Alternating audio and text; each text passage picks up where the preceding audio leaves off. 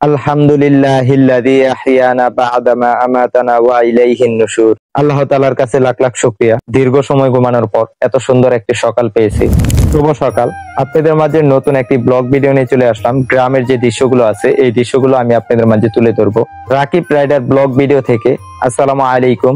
হাতে একটি ব্রাশ নিয়ে সকালবেলা দাঁত মাজতে মাজতে গ্রামের যে দৃশ্যগুলো আছে এই দৃশ্যগুলো দেখতে কিন্তু খুবই ভালো লাগে। আমাদের গ্রামে কিন্তু অনেক বড় একটি বিল আছে, সেই বিলের ভিতরে কিন্তু আমি জাল পেতেছি। সেই জালের ভিতরে কি কি মাছ বাজে সেটা আমি আপনাদেরকে দেখাবো। জালটি তোলার জন্য ছুটে যাচ্ছি জালের দিকে।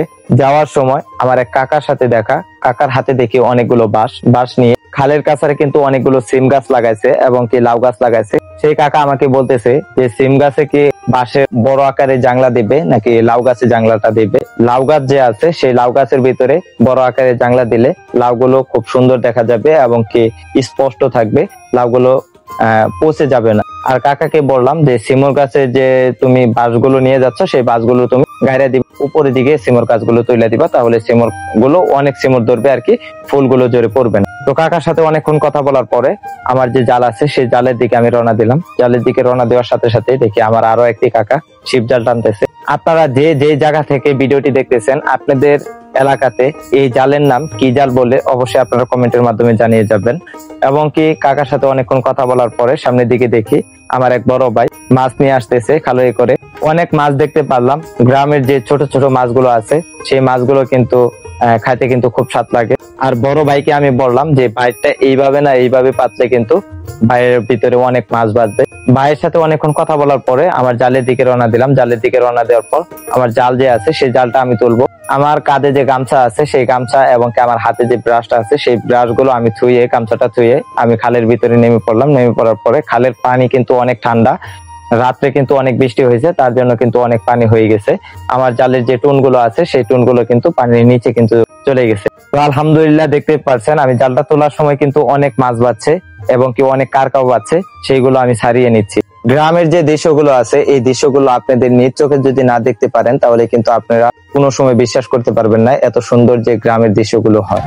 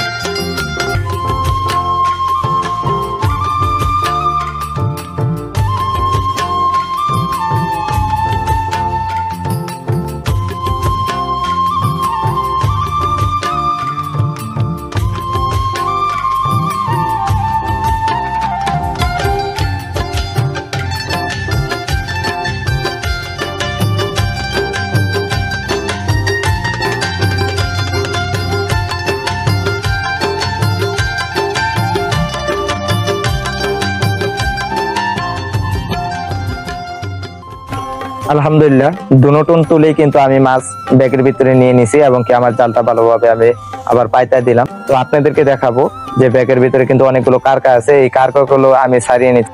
ব্যাগের ভিতরে যে কারকাগুলো আছে এই কারকাগুলো আমি ফালাই দিলাম। ফালাই দেওয়ার পরে ব্যাগের ভিতরে যে মাছগুলো আমি পেয়েছি ট্যাংরা, পুঁটি, ইসা এবং কি আরো ইত্যাদি মাছগুলো রয়েছে সেই মাছগুলো আমি আপনাদেরকে দেখিয়ে দিচ্ছি। অনেক মাছ পাইছি আলহামদুলিল্লাহ, আল্লাহ তাআলার কাছে লাখ লাখ শুকরিয়া।